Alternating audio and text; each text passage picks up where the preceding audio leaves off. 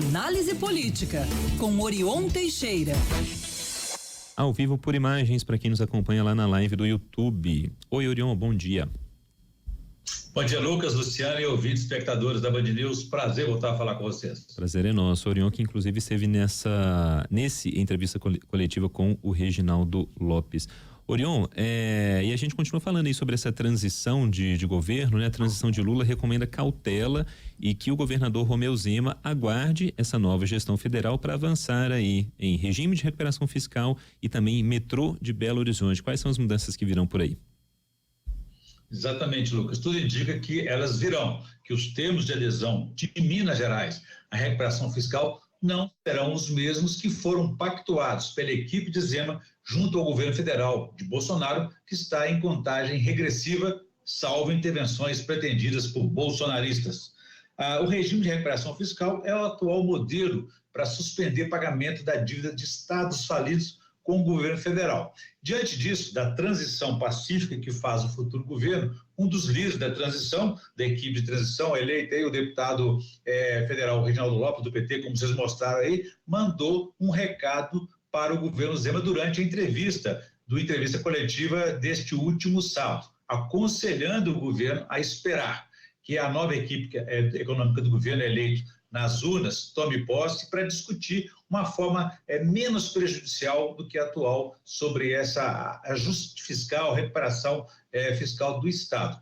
Ele reafirmou também que após tomar posse, Lula pretende reunir todos os governadores para discutir de maneira igualitária a situação das contas públicas do país, e em especial dos estados e municípios. O mesmo conselho foi dado por Reginaldo a respeito da situação do metrô de Belo Horizonte. Reginaldo pediu novamente cautela e paciência ao governo Zema para tratar do assunto com o futuro governo federal, em vez de avançar, como pretende hoje, na proposta de leilão e privatização ou concessão neste mês de dezembro que está se aproximando, que é o último mês do governo Bolsonaro. Há mais de 30 anos, Lucas, que o metrô de BH está nesta mesma situação inconclusa, sem avançar 1 quilômetro sequer. Ou seja, seria precipitado, então, nesse último mês do atual governo, avançar numa proposta que pode sofrer, por exemplo, uma reversão após a instalação do futuro governo. Sobre a relação do futuro governo Lula com o governo reeleito de Zema, Reginaldo adiantou que eles buscarão ter uma relação de parceria, embora tenha lamentado a dupla postura do governador na campanha eleitoral, por ter, no primeiro turno, adotado a neutralidade, interessado que estava no voto chamado Luzema, ou seja, o voto que escolheu Lula para presidente e Zema para governador no primeiro turno, e que no segundo turno ele saiu do muro para, além de apoiar Bolsonaro, atacar o PT e o próprio Lula em desrespeito ao eleitor mineiro que tinha feito aquela opção do primeiro turno do Luzema. Diz, no entanto, que da parte do PT e do futuro governo seria coisa do passado, ou seja,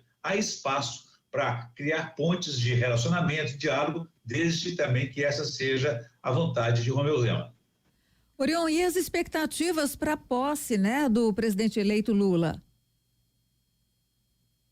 Luciano, o que se vê aí é que os bolsonaristas estão voltando à carga do golpismo para impedir a posse de Lula. Então, turbulências estão acontecendo. A partir de hoje, uma sucessão de fatos estão se acumulando e pronunciando movimentação de bolsonaristas de rua, de rodovias, de gabinetes e de quartéis que não aceitaram a derrota democrática nas urnas. Enquanto o bolsonarismo de rua mantém a ocupação diante de quartéis nas ruas das capitais, trechos de rodovias federais voltam a ser bloqueados ou interditados.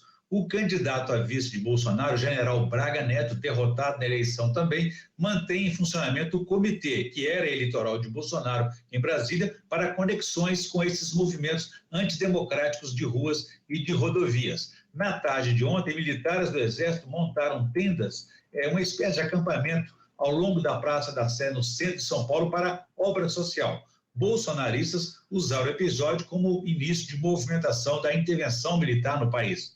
Como disse o ex-presidente da Câmara dos Deputados, Rodrigo Maia, que foi vítima, alvo de bolsonaristas em hotel na Bahia nesse final de semana, segundo ele, os bolsonaristas já não sabem mais distinguir o que é um fato, o que é um fake.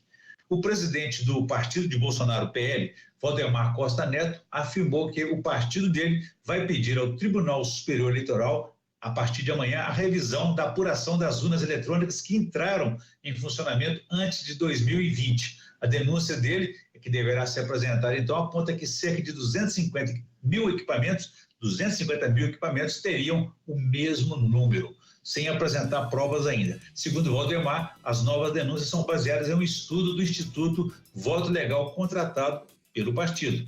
Quem passar ali pela Avenida Raja Gabaglia, na região centro-oeste aqui de Belo Horizonte, houve gritos como "o ladrão não vai subir a rampa", e dizem defender Deus, a nação, a família e as crianças. Olha, desde os anos 50, Luciana, que essa cantilena golpista é repetida desde quando Carlos Lacerda lançou as bases do golpismo, que tentou impedir Getúlio Vargas de governar o país. O que dizia ele?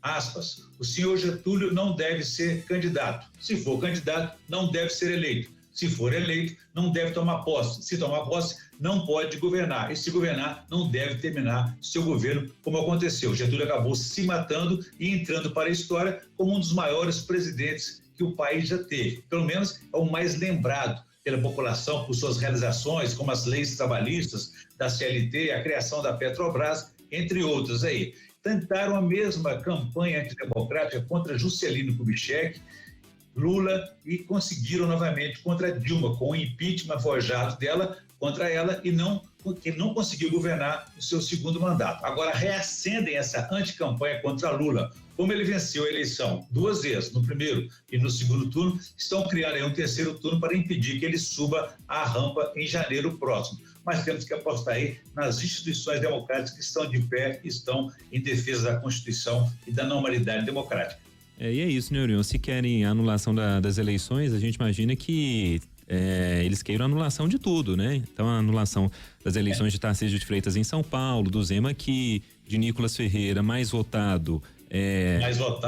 Com 1.500.000 votos, Bruno Engler, não é? É toda a turma bolsonarista que, nas urnas, de forma legítima, fez bonito, né?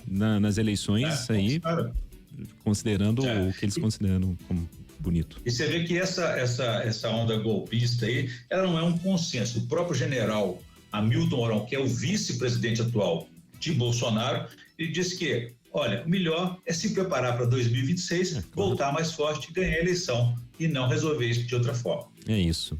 Orion, obrigado pela conversa de hoje, até quarta. Um abraço para você, Lucas, Luciano e os ouvintes espectadores da Band News. Quem quiser saber mais pode consultar meu blog, www.blogdorion.com.br. Um abraço a todos e façamos um bom dia. Valeu.